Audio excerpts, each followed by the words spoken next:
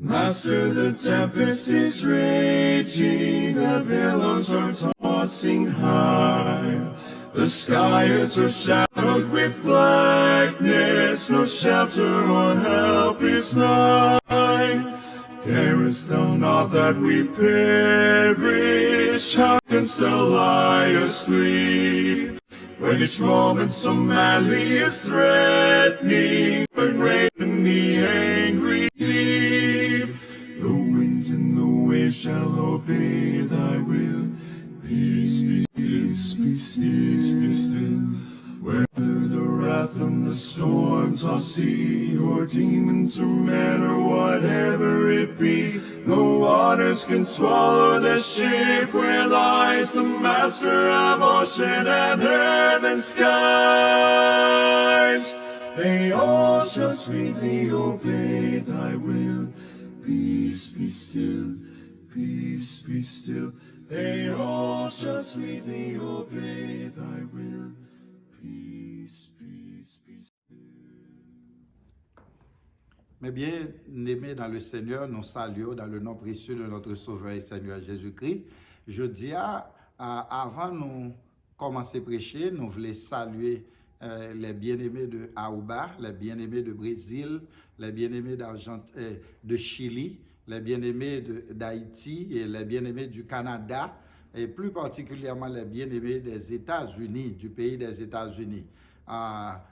Particulièrement nos chers membres de l'Église baptiste d'expression française de White Plains, situés à travers le Rochester County à New York. Nous voulons parler de toute région côté nous avons membres New York qui vivent là-dedans, les membres de l'Église baptiste d'expression française de White Plains. Nous saluons dans le nom précieux de notre Sauveur et Seigneur Jésus-Christ. Le titre de notre message aujourd'hui, c'est « Jésus est plus fort que la tempête ». Jésus est plus fort que la tempête. Et la lecture se trouve dans Luc, chapitre 8, versets 22 à 25 inclusivement. Je lis. Un jour, Jésus monta dans une barque avec ses disciples. Il leur dit, « Passons de l'autre côté du lac », et ils partirent. Pendant qu'ils naviguaient, Jésus s'endormit, et un tourbillon fondit sur le lac. La barque se remplissait d'eau, et ils étaient en péril. Ils s'approchèrent et le réveillèrent en disant, « Maître, Maître, nous périssons. » S'étant réveillé, il menaça le vent et les flots qui s'apaisèrent et le calme revint. Puis il leur dit, « Où est votre foi? » Saisis de frayeur et d'étonnement, ils se dirent les uns aux autres, « Quel est donc celui-ci qui commande même au vent et à l'eau et à qui ils obéissent? » C'est là que s'arrête la lecture pour l'édification commune de nos âmes. Jésus est plus fort que la tempête. C'est bien le titre de notre message d'aujourd'hui. Bien-aimés, la scène que nous venons de lire se passe en Palestine, sur le lac de Génézareth, appelé aussi le lac de Tibériade, nom tiré de l'empereur romain Tibère. Bien-aimés, par définition, un lac est une grande étendue d'eau entourée de terre. Dans cette histoire, nous trouvons 7 points à souligner. Le premier point à souligner dans cette histoire, c'est l'humanité de Jésus-Christ. L'humanité de Jésus-Christ. Bien-aimés, selon le texte principal, Luc chapitre 8, versets 22 et 23, voici 2 caractéristiques importantes qui révèlent la véritable humanité de Jésus. Premièrement, il avait besoin de se reposer. Et deuxièmement, il avait besoin du temps pour prendre congé de la foule. Ces vérités doivent nous aider à réaliser que Jésus était vraiment humain avec les mêmes besoins fondamentaux que nous avons tous, comme par exemple besoin de manger, besoin de boire, besoin de se reposer, etc. Deuxième point à souligner dans le message titré « Jésus est plus fort que la tempête », c'est la divinité de Jésus-Christ. Bien-aimé, quand Jésus a donné l'ordre de passer à l'autre bord, il savait que la tempête venait parce qu'il est omniscient, c'est-à-dire il connaît tout. Laissez-moi vous dire, bien-aimé, laissez-moi vous dire que le Seigneur Jésus n'a jamais promis que nous ne voyons jamais une tempête dans notre vie. Au contraire, Jésus a promis qu'il sera avec nous dans la tempête. Bien-aimé, Dieu n'abandonnera jamais ses enfants au milieu de la détresse. Car Jésus déclare dans Jean chapitre 14, verset 18, Jésus déclarait, « Je ne vous laisserai pas orphelins, je viendrai à vous. » Et dans le texte principal, là, Luc chapitre 8, à partir du verset 22, la Bible révélait non seulement l'humanité de Jésus-Christ, mais la Bible révélait aussi la divinité de Jésus-Christ selon le texte Luc chapitre 8, verset 22 à 27. Dans Luc chapitre 8, verset 22 à 25, non seulement nous joignons l'humanité de Jésus, nous joignons la divinité de Jésus. Bien-aimés, Luc chapitre 8, verset 22 à 25, révèle non seulement l'humanité de Jésus, mais aussi la divinité de Jésus, car seul Dieu, le Créateur, peut passer des ordres aux éléments de la nature, en l'occurrence le vent et la mer. Bien-aimé, avec un seul mot de Jésus, la tempête se calma et la mer devint calme. Les disciples sont étonnés face à la capacité surnaturelle de Jésus sur les éléments de la nature. Bien-aimés, vous qui êtes actuellement dans une tempête, laissez-moi vous dire que si Jésus-Christ peut calmer les tempêtes de la mer avec un seul mot, il peut calmer aussi bien les tempêtes de votre vie. Comme par exemple, tempête de maladie, Jésus est capable de calmer. Tempête de souffrance, Jésus est capable de calmer. Tempête de tristesse, tempête de désolation, tempête économique, tempête de chômage. Bon Dieu est capable de calmer. Tempête de privation, tempête de solitude, tempête de famine, tempête de séparation. Bon Dieu est capable de calmer tempête ça yo. Tempête de découragement, tempête de l'abandon, etc. Bon Dieu a un pouvoir, autorité pour le capable de calmer toute qualité de tempête ça yo. Troisième point à souligner dans le message, c'est l'impuissance de l'homme face aux événements de la nature. Bien-aimé, parlant de l'impuissance de l'homme face aux événements de la nature, il serait bon de penser à la réflexion de Blaise Pascal. Blaise Pascal, un grand philosophe du XVIIe siècle, il déclare que l'homme n'est qu'un roseau, le plus faible de la nature, mais c'est un roseau pensant. Il ne faut pas que l'univers entier s'arme pour l'écraser. Une vapeur, une goutte d'eau suffit pour le tuer. Bien-aimé, l'homme de tous les temps reste et demeure impuissant face aux événements de la nature. Les catastrophes naturelles dépassent toujours la sagesse humaine. Citons par exemple, bien-aimé, les quatre catastrophes naturelles suivantes. Première catastrophe que nous avons citée, c'est le terrible tsunami du 26 décembre en 2004. Ce terrible tsunami qui a encore une fois montré les limites des hommes. Cette catastrophe naturelle a causé la mort de plus de 250 000 personnes et cette catastrophe a laissé 1,5 million de personnes sans abri. Ce terrible tsunami a touché 14 pays d'Asie et d'Afrique, dont plusieurs étaient déjà en situation économique précaire. Deuxième catastrophe, nous avons cité, c'est le cyclone Katrina du 29 août 2005. Un cyclone ça, qui plongeait les États-Unis dans un désastre total. Le cyclone Katrina est l'un des ouragans les plus puissants de l'histoire des États-Unis. Dans cette catastrophe naturelle, 1836 personnes sont mortes, victimes de l'ouragan et de très fortes inondations. Les dégâts ont été estimés à plus de 108 milliards de dollars. State qui était plus frappé par cyclone Katrina, c'était New Orleans, Louisiana et Mississippi. Cyclone Katrina mettait state ça dans une profonde désolation. Troisième cas que nous trouvons, que nous sommes capables de relayer une catastrophe naturelle, c'est le tremblement de terre du 12 janvier 2010 en Haïti. Un séisme de magnitude 7.3 qui a dévasté le pays d'Haïti. Cette catastrophe naturelle a causé la mort de plus de 280 000 personnes et 300 000 personnes étaient blessées.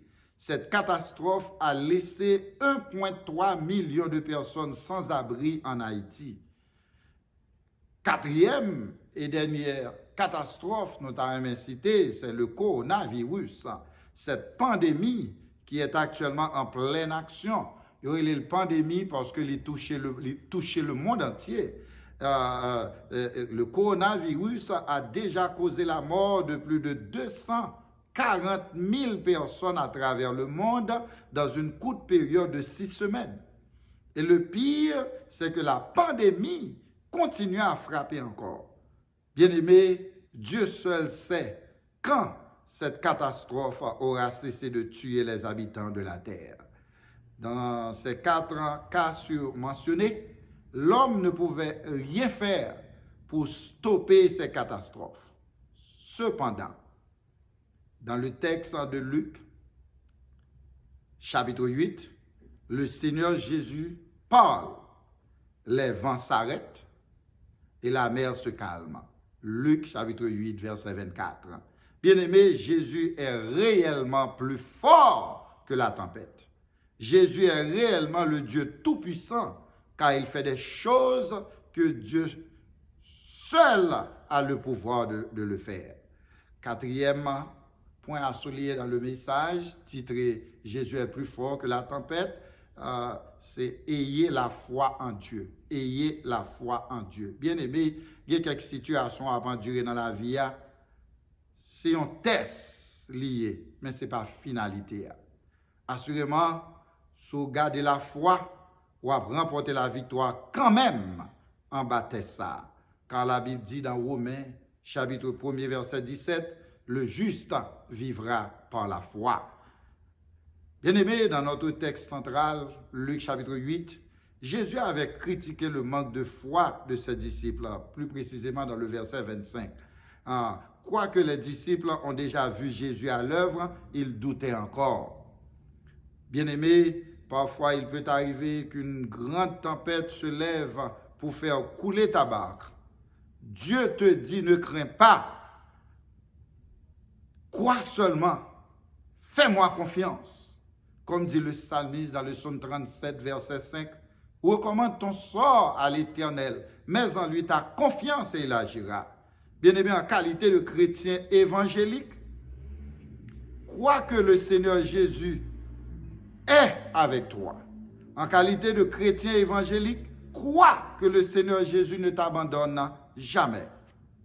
En qualité de chrétien évangélique, crois que le Seigneur Jésus est plus fort que la tempête. En qualité de chrétien évangélique, crois que le Seigneur Jésus est plus fort que les difficultés qui tenteraient de secouer ta barque. Face à la peur que la tempête provoque chez les disciples, le Seigneur Jésus ramène le calme. Bien-aimés, sachez que devant les difficultés de la vie, Jésus peut faire la même chose si vous faites appel à lui et si vous avez foi en lui. Bien-aimés, les moments difficiles ne doivent pas vous faire perdre la foi en Dieu. Apprenez bien que parfois, Dieu envoie des tempêtes et des difficultés sur notre chemin pour que nous puissions grandir dans la foi. Notez bien que Dieu n'est pas trop intéressé à notre confort sur la terre, mais Dieu est plutôt intéressé à notre croissance spirituelle. C'est pourquoi il doit parfois nous faire passer par la tempête pour que nous progressions spirituellement. Bien-aimés, bon Dieu pas jamais promettre nous une vie qui est trop facile. Bon Dieu pas jamais promettre nous une vie qui est trop confortable sur la terre. La foi en Dieu est une qualité indispensable pour être disciple de Jésus-Christ. Bien-aimés, Dieu nous demande de lui faire confiance. Dieu nous demande de continuer à croire qu'il est en contrôle de tous les événements de la vie. Cinquième point à souligner dans le message, les formulé de la manière suivante. Dieu seul est infaillible. Cinquième point, Dieu seul est infaillible. Oui, bien-aimé, dans la vie, Dieu seul est infaillible. Dieu seul est infaillible. Bien-aimés, nous comprenons bien que les disciples étaient des gens de peu de foi. En d'autres termes, Jésus les appelait des petits croyants. Nous sommes capables de les des petits croyants, puisque Jésus a parlé avec eux. Jésus dit des gens de peu de foi. Ok, c'est pas pour dire pas de foi, non? Ils ont foi, mais ils ont peu de foi. Dans ce sens-là, nous sommes capables de considérer comme des petits croyants. Mais en réalité, pas de grands croyants sur la terre.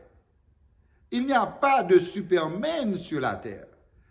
Car chaque personne a ses faiblesses spirituelles dans la vie, bien-aimé.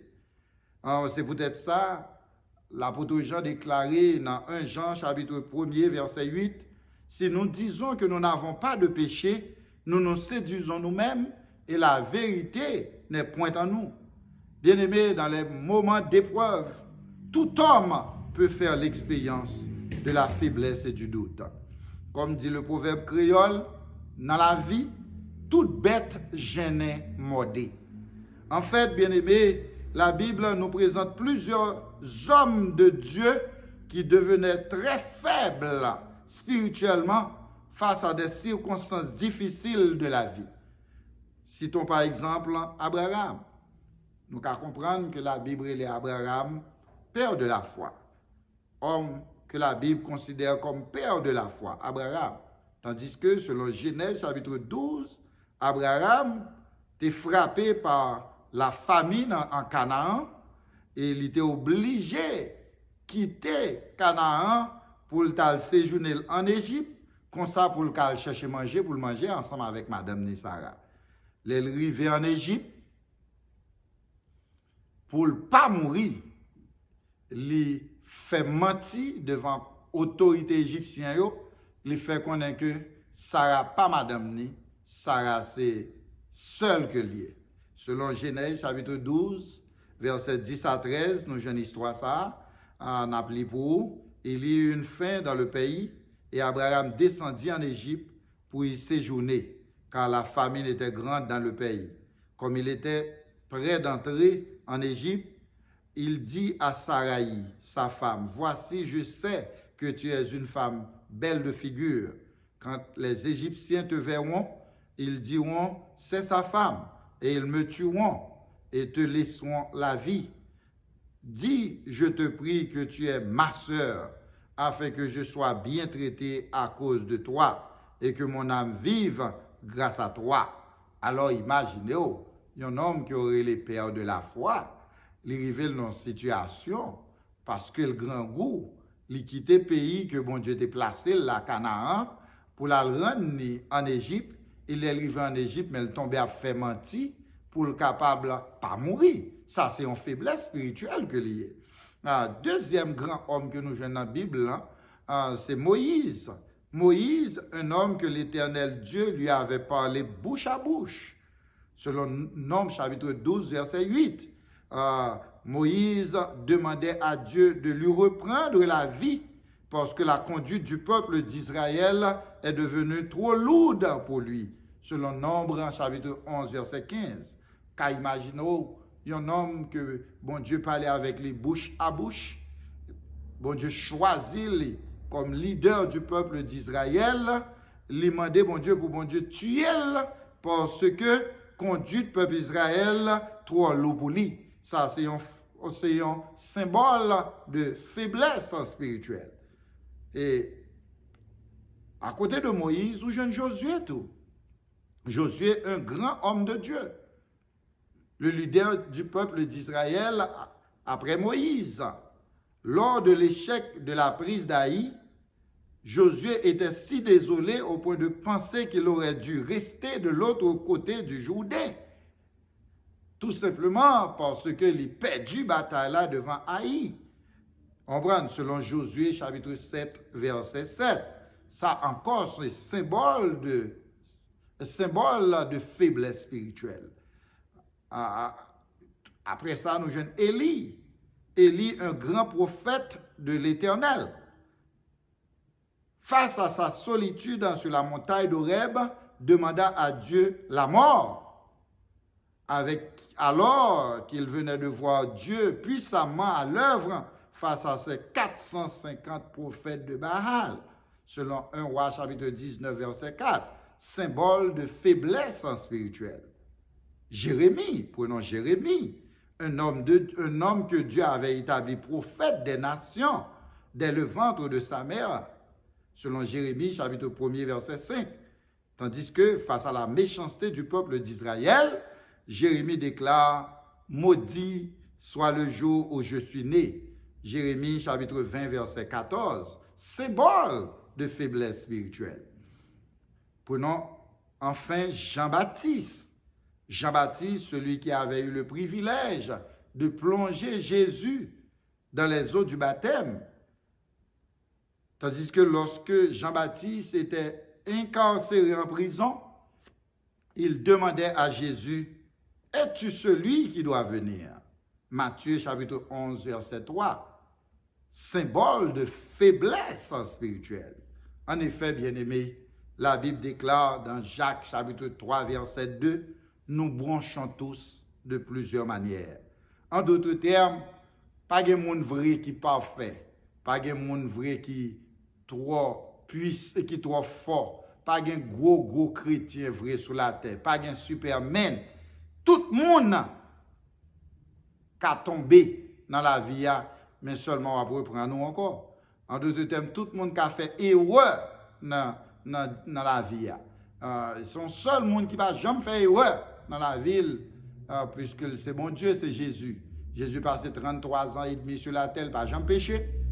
Et à un point, quand il dit à Paul Bouche-Parle, dans Jean chapitre 8, verset 48, « Qui de vous me convaincra du péché ?» Bien-aimé, tout exemple ça au Nobaouyo montre que à faire faiblesse là, son bagage qui est humain. C'est pas seulement disciples qui étaient faibles du point de vue spirituel jusqu'à ce que vous ayez abordé Jésus qui t'a dormi, mais plusieurs autres grands serviteurs de Dieu dans l'Ancien Testament montrent-nous quelques actes de faiblesse spirituelle dans la vie. Ces exemples bibliques sont précieux pour ceux qui connaissent des faiblesses au sein de leur tribulation dans la vie. Et ceci, quelle que soit votre position dans le ministère, il est possible de connaître des moments de faiblesse, car Dieu seul est exempt. Sixième point à souligner, les formuler comme ça, c'est l'importance de la prière. Oui, bien-aimé, la prière est réellement importante pour pouvoir surmonter les tempêtes de ce monde. Selon Luc chapitre 8, verset 24, les disciples s'approchèrent et réveillèrent le Seigneur Jésus en disant « Maître, Maître, nous périssons ». S'étant réveillé, il menaça le vent et les flots et le calme revint. Bien-aimés, parfois dans la vie, vous vous sentez comme si vous êtes dans un bateau au milieu d'une tempête. Durant ces périodes de trouble, il est important de vous rappeler que vous servez un sauveur qui est en mesure de calmer les tempêtes de votre vie, tout comme il a fait pour ses disciples sur la mer de Galilée. Laissez-moi vous dire, bien-aimés, laissez-moi vous poser une question, à savoir, que faites-vous lorsqu'une tempête s'élève contre vous? Bien-aimés, lorsqu'une tempête s'élève contre vous, ne vous laissez pas plonger dans la peur, mais invoquez le Seigneur Dieu par la prière. Car dit la Bible dans le psaume 50, verset 15, « Invoque-moi au jour de la détresse, je te délivrerai et tu me glorifieras, dit l'Éternel. » Bien-aimés, en tant que chrétien évangélique, lorsque vous êtes frappé par une tempête, votre devoir, c'est de vous approcher du Seigneur par la prière. Selon 2 Chroniques, chapitre 7, versets 13 et 14, l'Éternel Dieu déclare « Quand je fermerai le ciel et qu'il n'y aura point de pluie, quand j'ordonnerai aux sauterelles de consumer le pays, quand j'enverrai la peste parmi mon peuple, si mon peuple sur qui est invoqué mon nom s'humilie, prie et cherche ma face, et s'il se détourne de ses mauvaises voies, je l'exaucerai des cieux et lui pardonnerai son péché et je guérirai son pays. » Bien-aimés, pendant que la tempête est en train de faire des dégâts dans le monde, c'est le moment de prier le Seigneur. C'est le moment de chercher la face de Dieu et profiter de ce moment pour créer une intimité très profonde avec le Seigneur Dieu. Restez tranquille et sachez que Dieu peut combattre cette tempête en votre faveur, comme il l'a fait pour ses disciples sur la mer de Galilée. Le coronavirus est un exemple de tempête qui frappe ce monde. La seule chose à faire est de se souvenir que Dieu va se battre pour vous. Bien-aimés, Dieu peut vous protéger d'être victime du coronavirus, car il est un Dieu tout-puissant. Restez tranquille et sachez qu'il est Dieu. Comme dit David dans le psaume 57, verset 1er, « Aie pitié de moi, ô Dieu, aie pitié de moi, car en toi, mon âme cherche un refuge. Je cherche un refuge à l'ombre de tes ailes jusqu'à ce que les calamités soient passées. » Le septième et dernier point se présente sous la forme de conseil, à savoir inviter Jésus à venir dans ta barque. Oui, bien-aimé, invitez Jésus à venir dans ta barque. Bien-aimé, je t'assure que si Jésus-Christ est dans ta barque devient sa barque. Ton péril devient son péril. Tes circonstances deviennent ses circonstances. Ta paix devient sa paix. Et ta tempête devient sa tempête. Les disciples qui se trouvaient dans la barque le jour de la tempête se croyaient seuls. Vous vous rappelez les paroles qu'ils adressèrent à Jésus. « Maître, es-tu donc insensible? Tu le vois, nous périssons. » Et l'auteur du cantique, figure numéro 129, section française du recueil des chants d'espérance, ajoute avec raison, « Mais il en est un qui veille sur eux tous, bien qu'endormis. » Bien-aimés, au lieu de regarder le vent et la mer agités par la tempête orageuse, regardez plutôt la face paisible de Jésus-Christ, ton sauveur, dans la barque. Et puisque le Seigneur Jésus est dans ta barque, pose-toi cette question. Jésus-Christ peut-il périr dans la barque? Non, bien sûr. Eh bien, toi non plus, tu ne peux pas périr dans la barque. Et c'est pourquoi nous disons à l'instar du psalmiste, dans le psaume 118, verset 17, « Je ne mourrai pas, je vivrai et je raconterai les œuvres de l'Éternel. » Bien-aimé, assurément, il y aura des tempêtes dans ta vie, des traversées difficiles, des passages que tu ne comprendras pas. Mais durant tous ces moments difficiles, puisque Jésus-Christ est dans ta barque, tu ne seras jamais seul. Car dit-il dans Matthieu chapitre 28, verset 20, « Voici, je suis avec vous tous les jours jusqu'à la fin du monde. » Bien-aimés, laissez-moi vous dire que Jésus est le gardien de votre vie. Pendant votre nuit de sommeil, Jésus demeure près de vous. Même si les puissances des ténèbres se déchaînent contre vous, votre attachement à Jésus vous assure protection et sécurité. Bien-aimés, au milieu de votre tempête, Jésus sera prêt à vous délivrer. Appelez le Seigneur Jésus à votre secours. Quelle que soit la grandeur de votre tempête, je vous exhorte à invoquer Jésus et je vous assure que le Seigneur Dieu peut intervenir pour vous délivrer, car Jésus est plus fort que toutes sortes de tempêtes imaginables. Enfin, bien-aimés, que le Seigneur Dieu vous protège dans votre barque agitée par la tempête orageuse. Que de son sanctuaire, il vous envoie du secours. Que de Sion, il vous soutienne dans les jours de désolation. Qu'il en soit ainsi pour vous, mes frères.